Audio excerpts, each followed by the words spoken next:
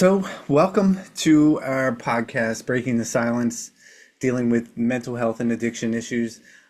This is our first episode, so it is going to be a little rocky, but that's the way it goes. But yeah, we're going to here tackle some items on the agenda with like the stigma behind addiction and mental health in the community, in society, whether it be through churches and faith and just regular everyday people as well, and why it is so we feel so judged to come forward about these things.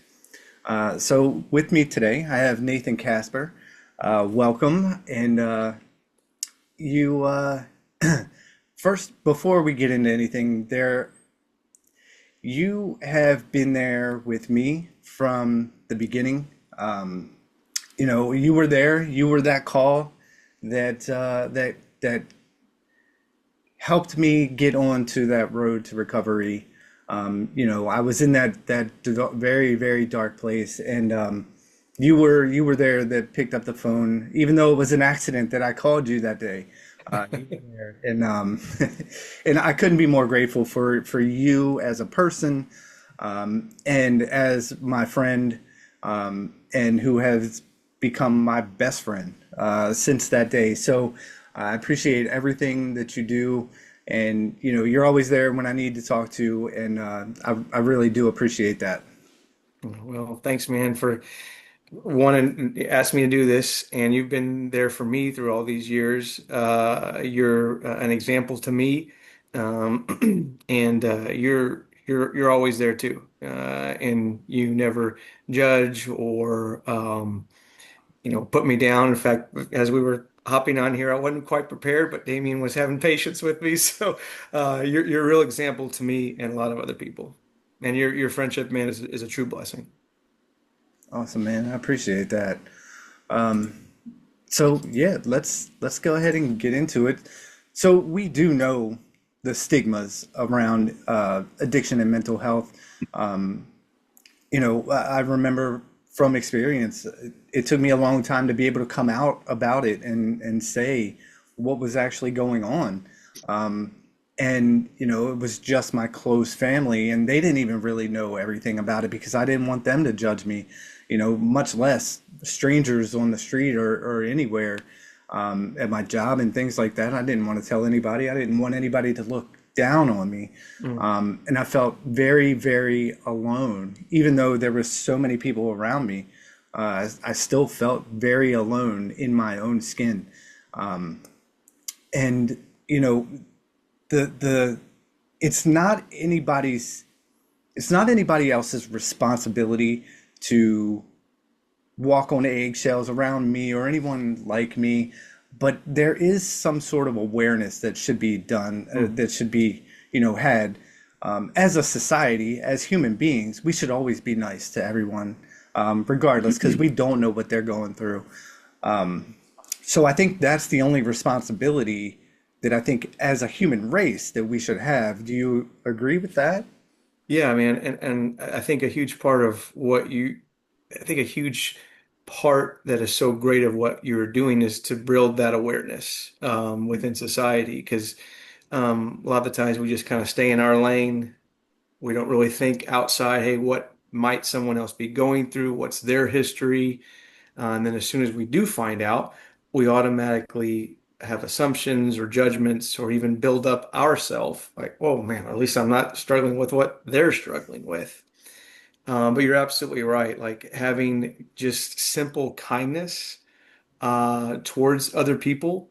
Um, there's a lot of self-help books or conferences, and those are not necessarily bad, but sometimes we just need to bring it back to the basics of kindness, compassion, and awareness, and being willing to listen and not just, which I can do a lot of talking, not just quickly responding, but hey, man, like, let me actually listen to you without concerning myself with what I'm going to say next, but let me just be and hear from you.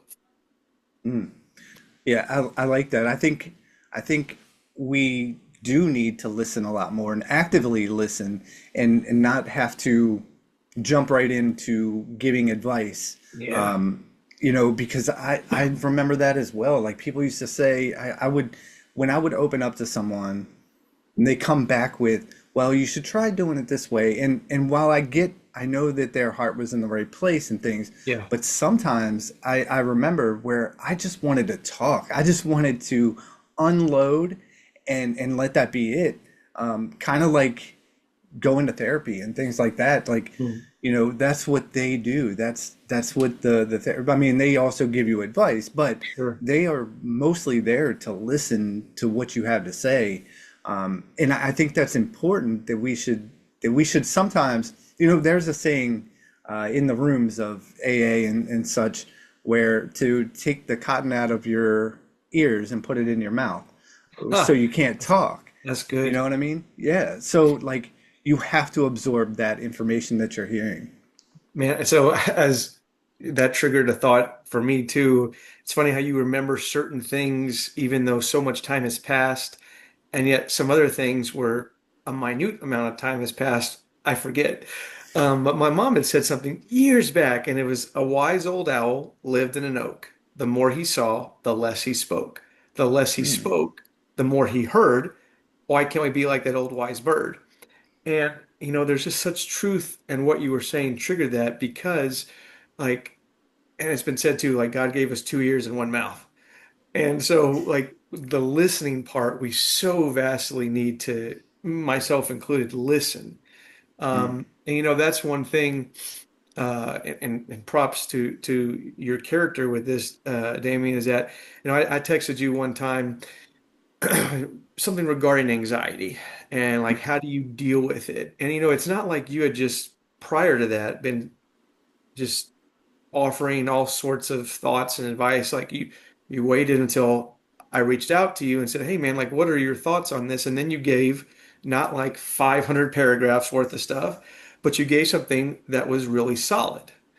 Um, and even you mentioning the word, therapy, and breaking the silence on certain stigmas and taboos, and society has gotten better with it, but just that one word can trigger a lot of negativity within folks, whether they are struggling with addiction or are on the outside looking in, because they look at it as negative or weak or, oh, wait, gosh, you're dealing with something that you have to go to a therapist.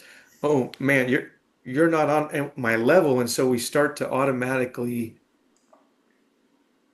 create this chasm between what someone else struggles with and what I struggle with, and what they struggle with must be a whole lot worse than me. And mm. that's we elevate things to where look, we're all struggling with stuff. It just may look different and may need different things to help with. Yeah, absolutely. Like, yeah, you brought up the more about the therapy and things.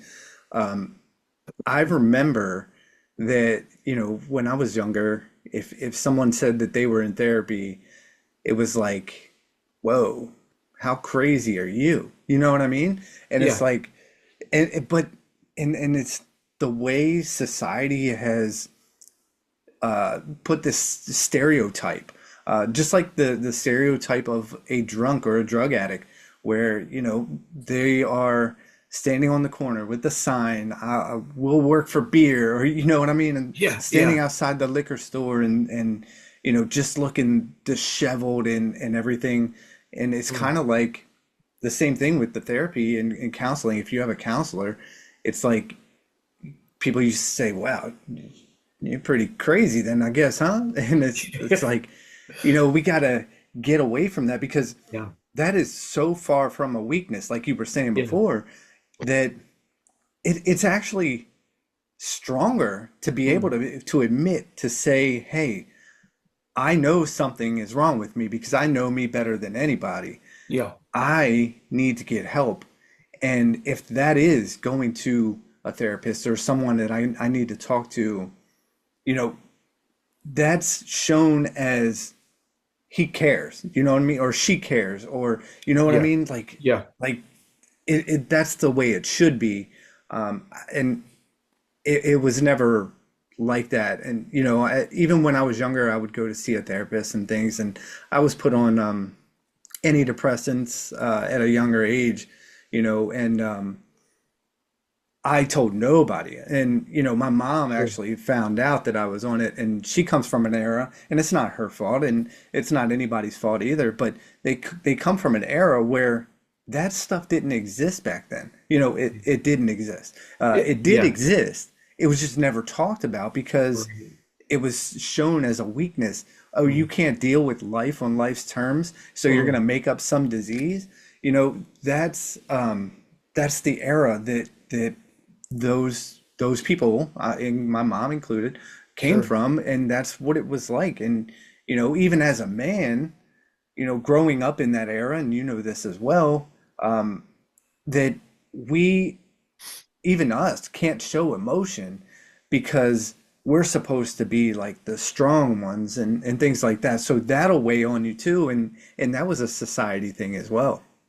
No, no, you nailed everything there, and it's like the breaking that out of that culture is very difficult because it's like if that's all you know, that's all you know until you start seeing things through a different lens of hey, it's not you're not less of a person for admitting and showing weakness. You're not less of a person for seeking help. I mean, it's so ironic, just say from a male standpoint, from a not wanting to seek help. Now, if you're playing a sport, for instance, football, you do seek help. You're helping one another. But when it comes to other things, then that's considered weakness. So it's not if it's in this category, but it is if it's in this category. And same thing in a different light for women. Obviously, we can't talk exactly from that standpoint, but um, sometimes women just are, feel like they just got to suck it up, just get through the day, you know, just put on the blinders and not show that. Um, and that whole stigma of not wanting to show weakness, not wanting to seek help. One of the stigmas that you even just led off with as you began this podcast is just from the center of faith. Now, Mm. for us, it's Christianity, and that's what we hold to, and where our faith lies. And there, maybe other folks that watch this that they hold to a different faith. But hopefully, what we're saying kind of rings true is that from a broad, I'm painting a broad brush here, in specifically in America, is that for so many years you were looked at as less than, from a Christian standpoint, not having as much faith, not clinging to God enough if you sought a counselor or if you needed the assistance of medication to help with any sort of mental health or addiction problem. You just got to pray more. You just got to read your Bible more. You just got to go to church more. All those things are great, fantastic. But God also created medicine. God also created counselors. Now, I'm not saying just to go to any counselor and, be wise, but like God created these things, and He doesn't think less of a person who seeks that help while also, yes, clinging to your faith, being surrounded by believers. But you don't just have to be surrounded by believers either. And so there is such a stigma that has gotten better but needs to continue getting better. That if you're a Christian and if you're watching this, like you are not less loved by God, you are not less of a human being. You're not anything. It's not like you've been kicked out of heaven. God loves you. He sees you, and He has opened the doors to seek different help. And so that's one of the stigmas um, that the walls need to continue to be broken down from. I totally agree. And I like that you brought that up too, because I remember, uh, people used to tell me, when I was drinking and things like that, uh, you know, why don't you just pray it away? Like, Mm, you need to pray more.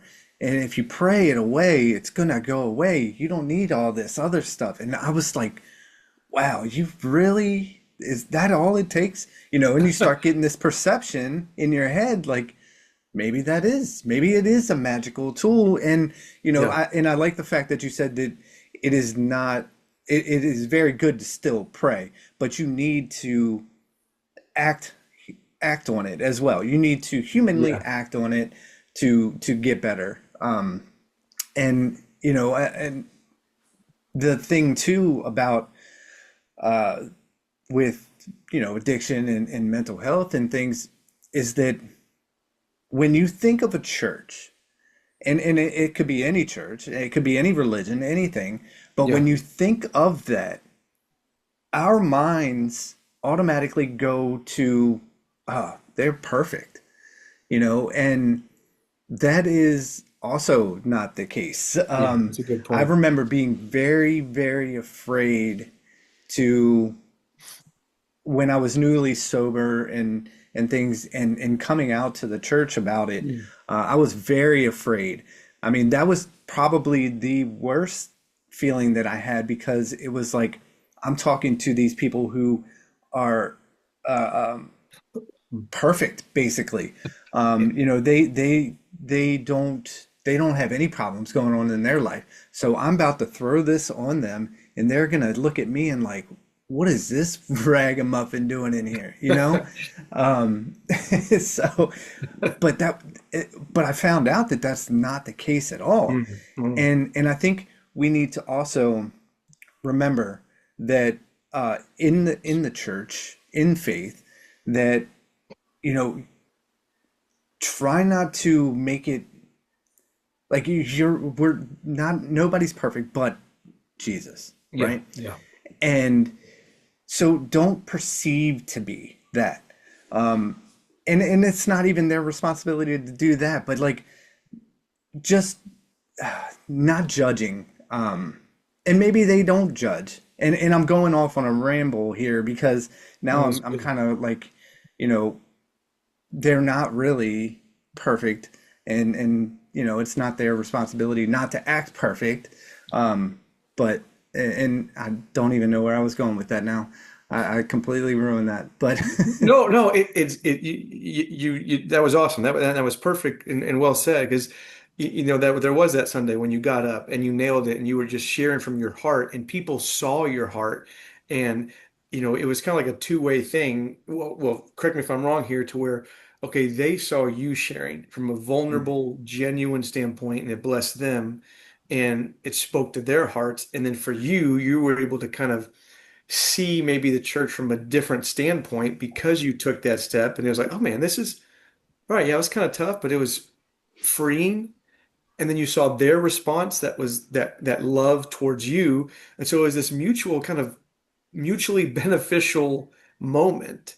Um, and churches in general, because you what you said was so great to where, yeah, we have every individual has their responsibility to on how they think people are thinking about them.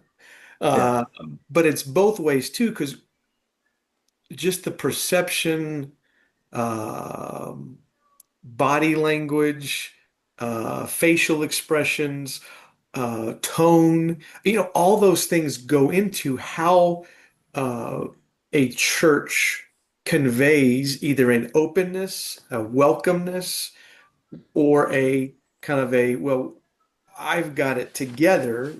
I may struggle with a few things that, I don't really think are serious, but, I got it pretty well put together. So churches across America, need to make sure that everything about them is saying, you're screwed up, you're messed up, you got wasted last night, you had sex out of marriage last night, you strung out on cocaine last night. Hey, you know what? You are as welcome here as the person who's been following Jesus for 50 years. And um, to convey that from a just, hey, you're not over the top welcome, but just a, hey, you're welcome here. And people can sense that. They can sense that spirit. And then that can begin to break down walls because if we look at who Jesus was, shoot, he hung out with the folks that did not have it all together. Yeah, And, absolutely. I'm gonna just throw this all out there. Like, I struggle, yeah, well, but for anyone listening here, like I struggle with anxiety. I struggle with what I've self labeled as the Braveheart complex, to Mm, where it's this component of my thinking that I man enough? Did I take a stand? Did I say what needed to be said? Did I hold the line? Well, what happens if I get to this situation? Will I come through? Will I have what it takes? And so it's this pre way of thinking before it even happens, if it mm, happens, and then well, it happened. Now I'm beating myself up about it. And then I struggled with years with porn. That was my addiction. And addiction, this is one of the taboos as well, that can just be compartmentalized into drugs and alcohol.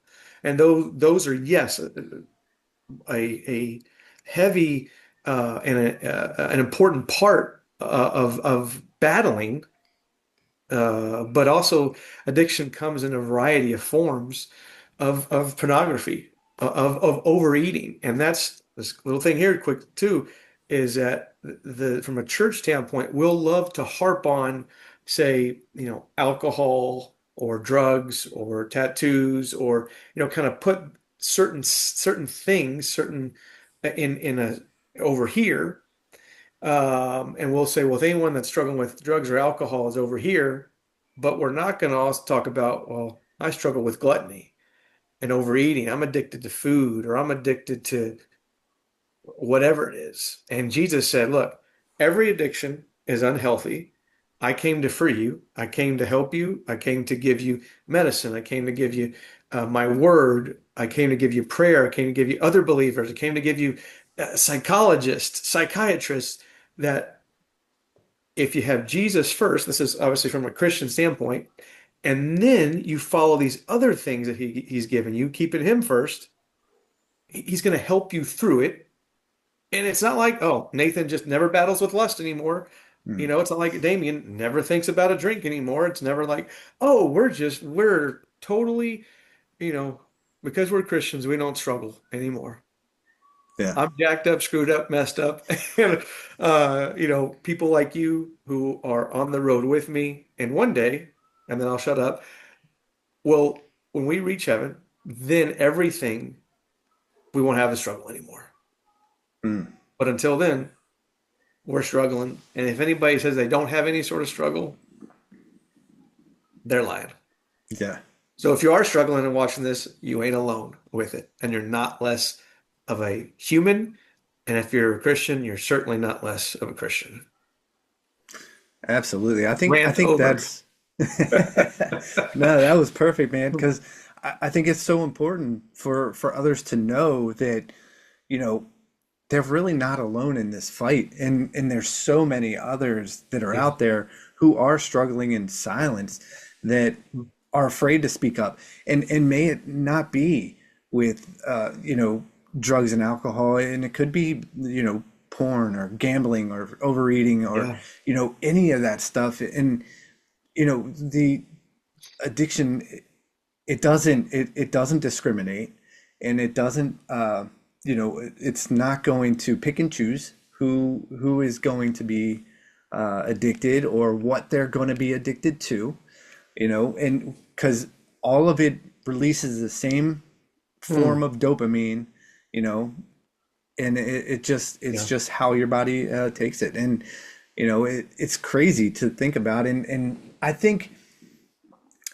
of out of drugs and alcohol, all the other addictions are definitely not talked about enough, because that's even worse in people's eyes. Like, how can you be addicted to overeating? Like, you gotta eat. How can you be addicted to sex? You're gonna have sex if you're gonna have kids and things like that. And you know but it's a different, engulfed in that lifestyle. And it's not just a random, casual thing. It's like you're engulfed into that lifestyle that you can't get out. And that's the whole thing with addiction is that's what it does. People drink all the time, you know, and they're not addicted. It's because Yeah. they're not engulfing in that lifestyle. They're not indulging and jumping right into it. And, most of them may or may not have trauma that also comes with that, because trauma is a very is very high up on the list for a leading cause to addiction. That's a good point. Childhood trauma, no matter what it is, Mm, it doesn't even have to be childhood trauma. sure. With my trauma, I was, Hmm. I mean, you could technically call me a child. I was 18, but it happened later in life where some people maybe had gotten abused as a child, and that's their trauma. But trauma can come at any point in our lives, and our natural way of escaping that would be to mask it with drugs and alcohol, porn, gambling, whatever it is to get our minds off of the trauma that put us there in the first place. Yeah, such a great point. And it's this inward way of thinking of, you know, I'm looking to get a fix for myself, for myself, Hmm. for myself, for myself. And when we're so tunnel visioned on meeting our own needs, that we are blinding ourselves to, man, the people around us that we end up hurting. Like we both hurt our wives, and Yeah. um, uh, we both married up. Like I mean, we're the smarter ones, obviously, but Right. not really, not at all. But like one of the things I think that is cool about both of our wives with Katie and Alicia is that they, in the midst of the hurt we had caused them, they chose to run to us and forgive hard, Mm, while not saying, "Oh yeah, it's okay." Like, and I think that's a big part too of like how, if you have someone in your life that is struggling with addiction, it's okay, like how do I approach that in a way that is not keeping in line with taboo of, oh, I don't want to talk about it. Oh, they're less. I don't, to let them know you don't think less of them is like kind of that mix of, hey, I'm gonna run to you, I'm gonna be there for you, but I'm also gonna like love you while not telling you what you're doing is okay.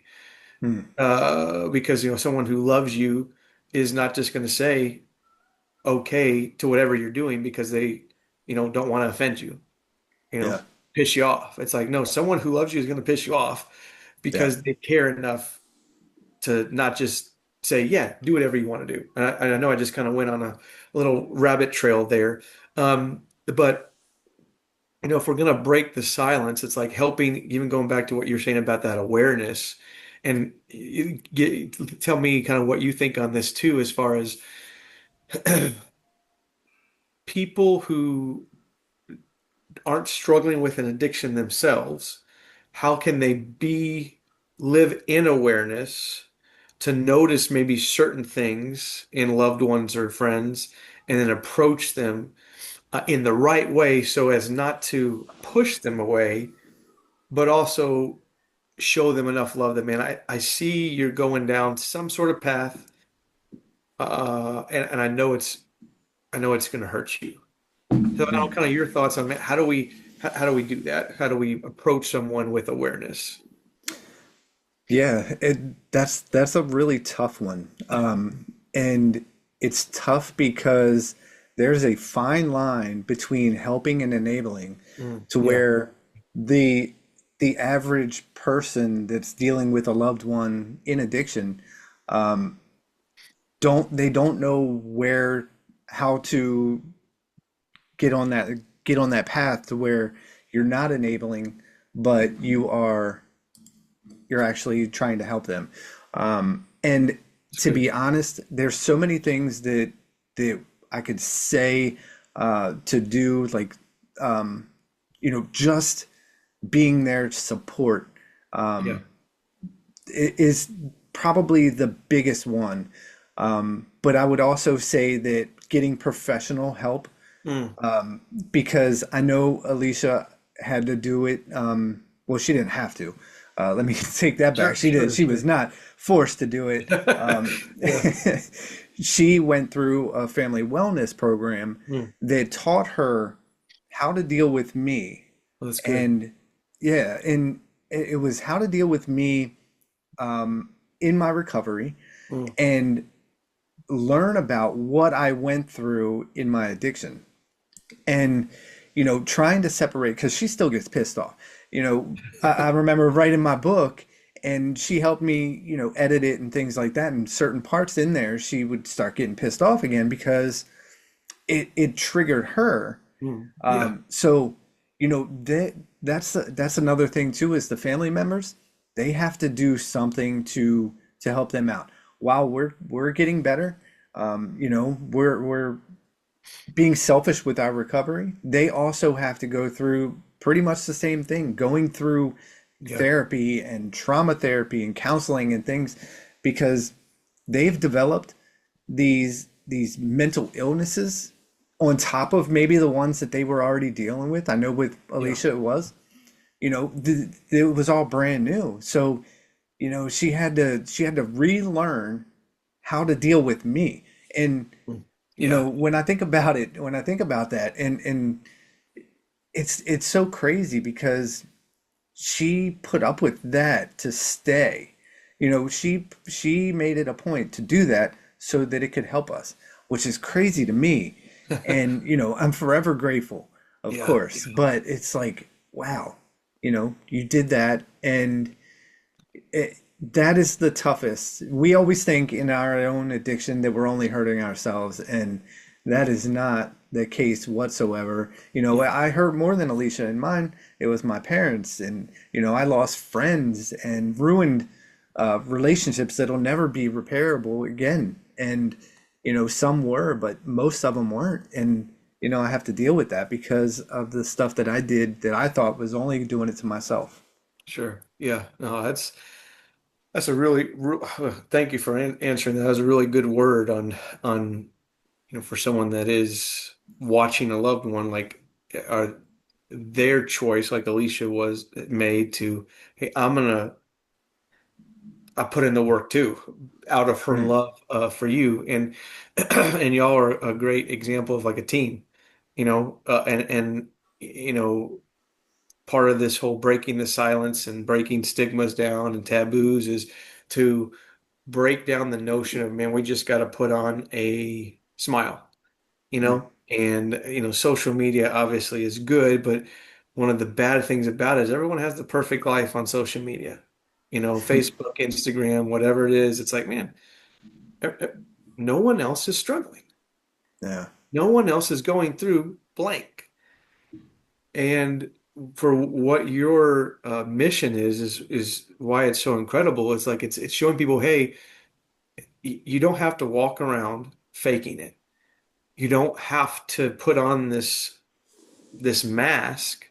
I know Halloween's coming up. By the way, Braden and Grace are going to be Spider-Man. It's going to be awesome. And William's got this Hulk shirt, and Journey's going to be Elsa. But those are all nice. costumes. Those are all things Yeah, that aren't reality. And when we just try to mask reality for the sake of caring what others are going to think, feeling that we're going to be judged, less of a person, less of a Christian, whatever it is, then we're never going to make progress. We're never going to have that freedom that is waiting for us.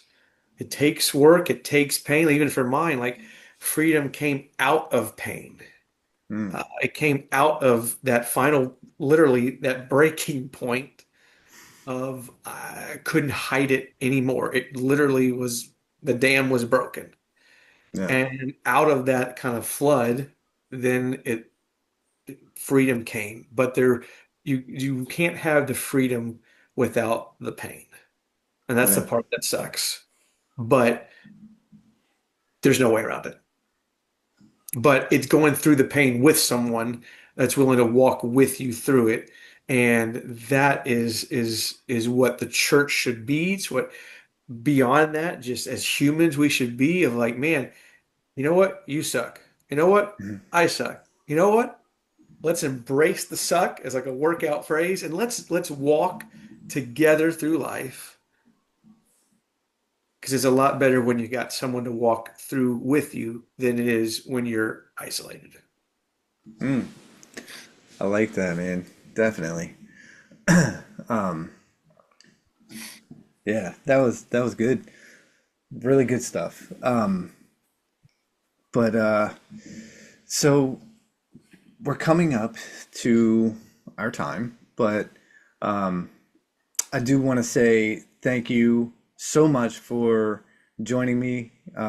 This is thanks for being the guinea pig on this thing, and just and joining me and just being vulnerable yourself. And I know we've talked many times about this kind of stuff too, and I just appreciate you coming on and letting feeling this whole world out here and figure it out and have this awesome conversation. It was so important. I think it's so important to have. Well, thanks, man, for asking me to be a part of this, and thanks for the example you're just setting for a lot of people of man, you're willing to step out, step in, and yeah, you show me how it should be. So thanks, man. Awesome, man. I appreciate that. And again, I appreciate you for being there. I know I've told you 100 times, if not more, but I really do. And I just want everybody to know that. So thank you. Well, okay, I'm going to end my thing because I can't end with you. Hey, if anybody watching this, Damien is a man, and his story, if you are feeling alone, either one of us are available. But the steps that Damien has taken with his book, if you haven't read it, like check it out because it's a story that all of us can relate to, even that we're not walking his exact path, we can relate to it. And when you find someone that you can relate to, hopefully that'll help you uh, break your silence and, man, live free.